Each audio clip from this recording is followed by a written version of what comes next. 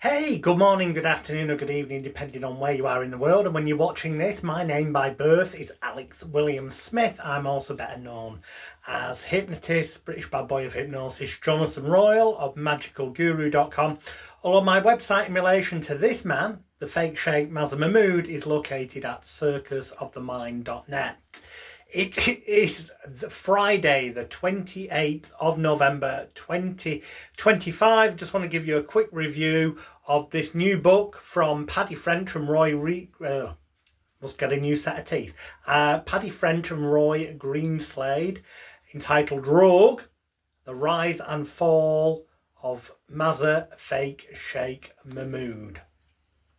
I'll keep this short and sweet. This is a must-read book if you want to start to realise just how dishonest the fake Sheikh was. If you want to also see the bigger picture of how dishonest Rupert Murdoch's news group newspapers, the News of the World, and also following on, excuse me, the Sun on Sunday, have been over the years. Also, this book, in a nutshell, I will be giving a copy of this along with copies of my 2-volume encyclopedic books, Imposter, Rupert Murdoch's Fake Sheikh Mazher Mahmood Exposed. I'll be giving them 3 books in total. This, together with my 2 books, Imposter, details of both are above or below this video.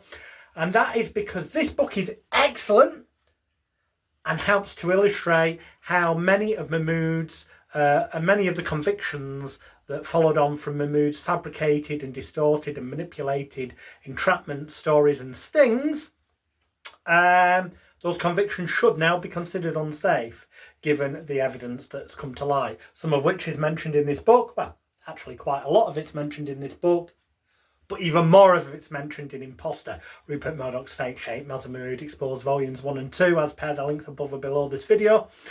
Because I've been privy to stuff that I did give information, by the way, to Paddy French, co-author with Roy Greenslade, in relation to statements that I've received in relation to my ongoing appeal, which is why I find it surprising that in this book, which I unreservedly recommend, so be sure to go to the link above or below and get a copy of this, okay, at the same time as you're getting copies of Imposter by yours truly.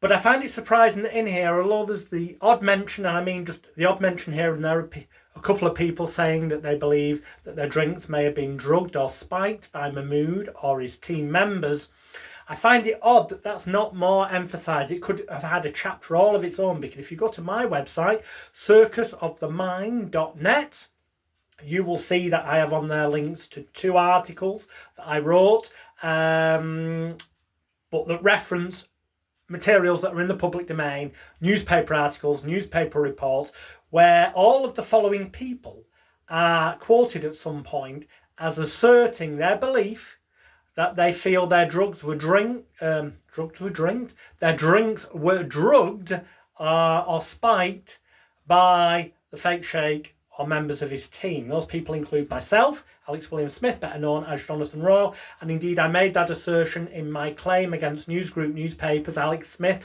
versus News Group Newspapers, which was filed on the 30th of September 2022, and which News Group Newspapers weaponised a Part 36 offer in late 2024 to effectively silence me and keep me out of court, and then in early 2025 they issued me a private letter of apology for the things done to me by this person invading my privacy, and you can read my claim and specific particulars of claim on circusofthemind.net, where I assert that this guy and his team drugged my drinks. Indeed, other people who've said that have included Tulisa and her friends. That was actually mentioned during the court case that collapsed, their belief that their drinks had been spiked. John Elford asserted the same, as did boxer Herbie Hydes, former model and now actress Emma Morgan, the Earl of Ardwick, Joseph York and Stephen Twaits. Both also believe their drinks were spiked. John Higgins, snooker player, has gone on record saying that, as has rugby player Lawrence DeLagio.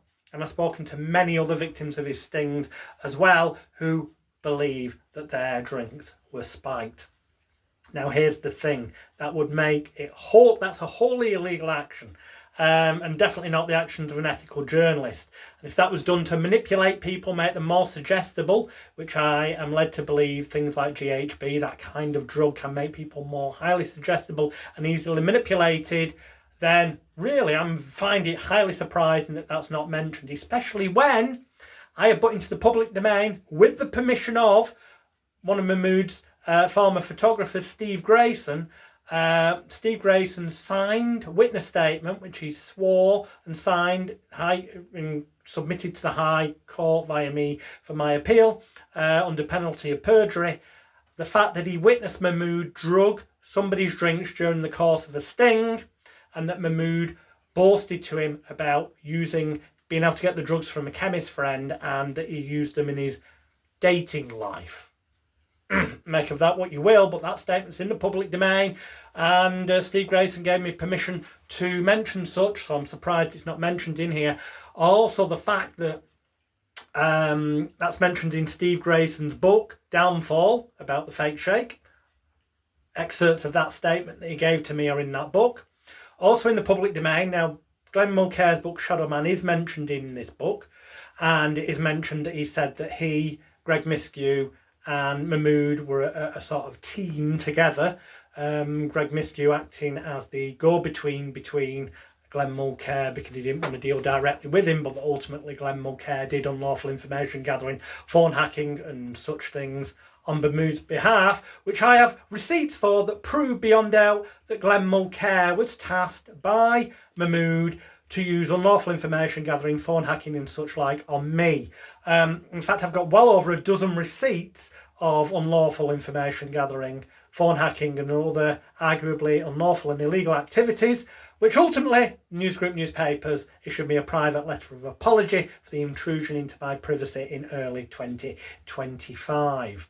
And during the course of that case, Alex Smith versus Newsgroup newspapers, through discovery I got the covert video recordings, audio recordings, documents, photographs and evidence galore, which are now fresh evidence that I will be going back to the Criminal Cases Review Commission with on the Tuesday, the 3rd of February 2026. I'll be giving them a copy of this book, Rogue, by Roy Greenslade and Paddy French. I highly recommend it. But I also recommend that in conjunction with it, you read Imposter Volumes 1 and 2 by myself, Alex Smith, aka Jonathan Royle. The links for all of these books are above or below this video. And yeah, as I say, I was given, before Greg Miskew passed away, a statement from him confirming that he acted as a go-between between Glenn Mulcair and Mahmood, and that unlawful information gathering, phone hacking and such was routinely used. I've got a statement from Glenn Mulcair stating the same. And as I say, a statement from Steve Grayson saying that he witnessed Mahmood drugging people's drinks. But that wasn't only just me that believes that. Reported in the press and or mentioned in court, people like Herbie Hydes, the boxer, John Elford, the actor, Emma Morgan, the actress and model, Earl of Hardwick, Stephen Twait, John Higgins, the snooker player, Lawrence DeLagio, the rugby player, and other people as well have said they believe their drinks were spiked, which I think is a major thing that really does need to be looked into. I was quite surprised that it's not gone into in more detail in here. One final thing that wasn't really mentioned in Rogue is the fact of, yes, it is mentioned in here, and incidentally it was in my appeal case that first documents were put to the court, I believe, showing that Newsgroup newspapers had in their archives, for some reason, documents of the Metropolitan Police and the Crown Prosecution Service communicating with each other about a collapsed trial in 1994, where, due to Mahmood's dishonesty and lies, they stated to each other that he could not and should not ever be relied upon as a witness of truth at any time ever in the future. And yet they continued for another 20 years to turn a blind eye to his dishonesty and his unreliability, and went to charge people, including myself. But the important thing, which isn't mentioned in here, I don't know why, because it's mentioned on my website, circusofthemind.net. I am mentioned in here a couple of times.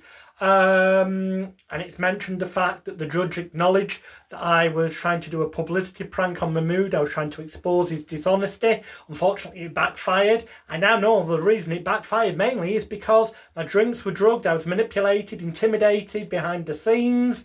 They published blatant lies, things that I never said, and that they were using phone hacking and lawful information gathering. They paid my publicist to help manipulate me as well. There were a bunch of things where they were 20 steps ahead of me, and they'd actually been surveying me and following me and hacking phones and stuff long before I ever met them, during the course of the sting, and for months afterwards during my legal cases, so that pressure could be applied upon me, because I was always pleading not guilty. It was only on the first day of trial that I changed my plea to guilty, after what I now know to be bad advice was received, and also when I was told that Mahmood would not have to reveal his sources. And the thing is, he had no prima facie evidence of any dishonesty. He didn't have a source, because his disclosure in Alex Smith versus News Group newspapers has shown, thanks to documents released, the apparent tip-off he got was from me, in my handwriting, and also a typed thing that came from me, provably from me. So that, along with his, hacking and information gathering, he knew it was a non-story. He knew that I was not a criminal at any time, but he did everything he could to frame me, and those convictions are unsafe, as explained at circusofthemind.net. And I'll be giving a copy of this excellent book, Rogue, by Roy Greenslade and Paddy French, along with copies of my 2 encyclopedic books, Imposter, to the Criminal Cases Review Commission on the 3rd of February 2026, when I go to their offices at 10:30 a.m. to deliver this book, both of my books, and in total, a grand total of in excess of 4,000 pages of evidence that, amongst those things, prove that the Police and Crown Prosecution Service failed massively in material disclosure. They did not disclose to me at any time the collapse case of 1994, where the police and CPS communicated with each other and said that Mahmood could not and should not ever be relied upon as a witness of truth ever again. They did not reveal to me or disclose to me any of the other cases that collapsed before there were multiple cases collapsed before my trial in early 1999. And after my trial, they never disclosed any of the other cases that collapsed, of which there were many others mentioned and detailed in this book, at any point until the end of 2014, when the Tulisa trial had collapsed, at which point they did send me a disclosure pack. I was one of the people sent a disclosure pack by the CPS. It just contained a little bit of information about the Tulisa Contos-Davlos trial. They could have taken that opportunity then to inform us victims about what they'd known all the way back to 1994. But they didn't. And to this day, they've refused to disclose stuff to me. In fact, in the past few days alone, I have been told by the Freedom of Information Department for the Crown Prosecution Service they have no documents relating to my case, which I know is nonsense and blatant misinformation, because a couple of days earlier I had communications from Petty France CPS, Special Crimes Division, informing me that they would not disclose anything further to me, but quoting Judge Justice Carr's refusal to grant me an extension of time to appeal my convictions when I went to court in January 2022. As I say, now that I've got tons of new fresh evidence, which I obtained before News Group newspapers settled Alex Smith versus NGN with me, which was settled by the end of 2024, and I got my written letter of apology in early 2025, I'm going to be taking those video recordings, those audio recordings, those documents, those receipts, all that evidence to the CCRC on the 2nd of February 2026, along with a copy of this book and copies of mine. And hopefully then they'll actually look into the fact that the police and CPS failed in their disclosure duties all the way from 1994 up to the point of the Tulisa trial collapsing in 2014, and even then they missed that opportunity to disclose what they knew, and to this day are refusing to engage. Rogue, read it. It is eye-opening, to say the least. This book and the contents of my books alone contain more than enough reasons why we should need part 2 of the Leveson inquiry or something similar taking place urgently. The fact is, Mahmood boasted of having bent police officers in his pocket, and, well, get the book, read it. It will blow your mind.